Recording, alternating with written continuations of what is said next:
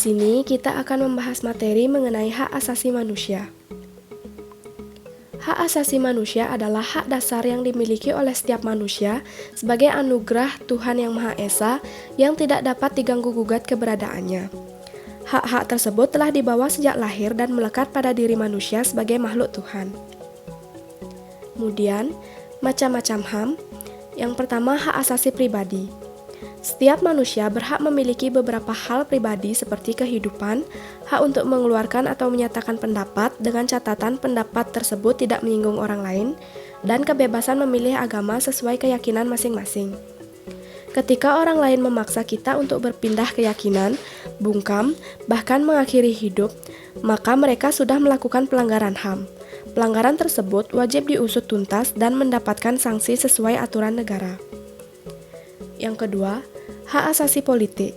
Contohnya, hak untuk memilih dan dipilih dalam suatu pemilihan. Berpolitik merupakan wewenang setiap orang, bukan hanya bagi mereka yang mencalonkan diri sebagai aparat atau anggota politik tertentu. Yang ketiga, hak asasi hukum. Contohnya, hak untuk mendapat layanan dan perlindungan hukum. Hak asasi manusia lainnya berkaitan dengan hukum, di mana satu-satunya pedoman adalah kesamaan di hadapan hukum. Semua warga negara, apapun pekerjaannya, agamanya, suku bangsanya, wajib mendapatkan perlakuan yang sama di hadapan hukum. Yang keempat, hak asasi ekonomi. Ekonomi adalah aspek terpenting dalam hidup karena setiap waktunya menunjang keberlangsungan hidup manusia. Dalam kewenangan di bidang ekonomi, ada beberapa hak asasi manusia yang berhak diterima, di antaranya kewenangan untuk memiliki, mengumpulkan, dan mencari kekayaan dengan jalan tidak mengganggu atau merugikan orang lain, bebas memilih pekerjaan asalkan sesuai dengan skill dalam diri, dan memiliki kewenangan untuk menjual, membeli, maupun menyewa suatu barang maupun jasa tertentu. Yang kelima, hak sosial budaya. Terakhir, macam-macam HAM berkaitan dengan kehidupan sosial budaya. Isinya lebih melekat pada kehidupan sosial dalam masyarakat seperti hak asasi manusia untuk bergabung dalam kegiatan kebudayaan tertentu dengan tetap mematuhi adat istiadat. Perlindungan terhadap karya cipta, contohnya dengan diterbitkannya Undang-Undang Hak Cipta bagi seluruh pekerja seni. Dan hal-hal yang berkaitan pendidikan, kesehatan, serta kesejahteraan masuk ke dalam ranah sosial serta budaya di Indonesia. Selanjutnya, hak dan kewajiban anak dalam kehidupan. Dalam Undang-Undang Nomor 35 Tahun 2014 tentang Perlindungan Anak dijelaskan tentang hak yang dimiliki anak, yaitu yang pertama, berhak beribadah menurut agama, cara pengekspresian serta cara berpikirnya. Hak untuk beragama adalah salah satu hak asasi manusia yang paling dasar. Hak bebas memeluk serta menjalankan agamanya adalah hak setiap manusia, begitu pula dengan anak. Yang kedua, berhak memperoleh pendidikan serta pengajaran. Salah satu hak utama yang harus dimiliki anak adalah mendapatkan pendidikan. Orang tua harus menyekolahkan anaknya minimal 9 tahun, yakni dari SD, SMP, SMA, atau SMK. Yang ketiga, berhak memperoleh perlindungan di tempatnya bersekolah dari segala tindakan kejahatan seksual serta kekerasan. Sekolah menjadi salah satu tempat yang dianggap paling aman bagi anak. Sudah seharusnya sekolah mendampingi serta melindungi anak-anak dari tindak kejahatan yang bisa datang dari mana saja, misalnya guru atau teman sendiri. Yang keempat, bagi anak penyandang disabilitas berhak mendapat pendidikan luar biasa. Pendidikan adalah hak dasar bagi setiap orang, termasuk anak penyandang disabilitas, yang diharuskan memperoleh pendidikan luar biasa, dan bagi yang memiliki prestasi bisa mendapatkan pendidikan khusus. Yang kelima, bagi anak penyandang disabilitas berhak mendapat rehabilitasi, bantuan sosial, serta pemeliharaan taraf kesejahteraan sosial. Seluruh anak di Indonesia termasuk penyandang disabilitas juga berhak mendapat bantuan sosial, seperti kesehatan atau pendidikan. Selain itu, penyandang disabilitas juga berhak mendapatkan pemeliharaan kesejahteraan sosial dari pemerintah.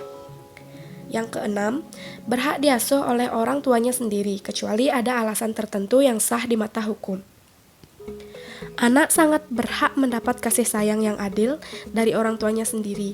Maka, setiap anak berhak diasuh, dirawat, serta mendapat kasih sayang yang cukup dari orang tuanya. Yang ketujuh, berhak memperoleh perlindungan. Setiap anak berhak mendapat serta dilindungi dari penyalahgunaan di aktivitas politik, konflik bersenjata, kerusuhan sosial, peristiwa yang mengandung kekerasan, peperangan, serta kejahatan seksual. Mengutip dari situs Kementerian Pendidikan dan Kebudayaan, anak memiliki beberapa hak dan kewajiban yang pantas didapatkannya dari orang tuanya. Seperti, yang pertama, berhak mendapat kasih sayang dari orang tua. Sebagai seorang anak, sudah layak dan sepantasnya untuk mendapatkan kasih sayang dari orang tuanya. Jika mendapat kasih sayang dari orang tua, anak bisa mendapat perlindungan serta diperlakukan secara adil. Yang kedua, berhak mendapatkan sandang, pangan, dan papan. Artinya, anak berhak mendapat kebutuhan akan pakaian, makanan, serta tempat perlindungan.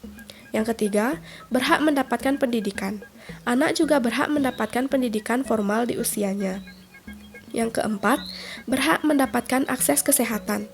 Sebagai seorang anak juga berhak mendapat akses kesehatan. Jika misal anaknya sakit, orang tua harus membayar biaya pengobatan. Anak juga memiliki kewajiban yang harus dilakukan. Seperti yang pertama, wajib menghormati orang tua. Sebagai seorang anak, kewajiban utama yang harus dilakukan adalah menghormati orang tua, karena orang tua sudah bekerja keras untuk memenuhi kebutuhan anaknya. Yang kedua, wajib menjaga kebersihan rumah dan lingkungan sekitar. Anak dan orang tua yang tinggal dalam satu rumah yang sama wajib menjaga kebersihan rumah. Hal ini bukan hanya kewajiban orang tua saja, namun juga menjadi kewajiban anak. Yang ketiga, wajib membantu orang tua. Dalam melakukan suatu hal tertentu, orang tua tidak bisa mengerjakannya sendiri karena membutuhkan bantuan. Maka dari itu, seorang anak wajib membantu orang tuanya agar pekerjaannya semakin ringan. Yang keempat, wajib mematuhi peraturan yang berlaku di rumah. Anak juga harus mematuhi seluruh peraturan yang berlaku di rumah. Hal ini juga turut melatih diri agar terbiasa disiplin. Nah, teman-teman, selain pemerintah, kita sebagai generasi muda juga bisa melakukan upaya untuk membantu dan mendukung pemerintah dalam rangka mencegah pelanggaran HAM, yaitu dengan cara menjadi sosialisator kepada masyarakat untuk menginformasikan dampak negatif yang diterima apabila seseorang terbukti melakukan pelanggaran HAM dan memanfaatkan media massa ataupun media sosial dengan membuat postingan-postingan yang isinya tidak menyetujui perbuatan-perbuatan yang melanggar HAM.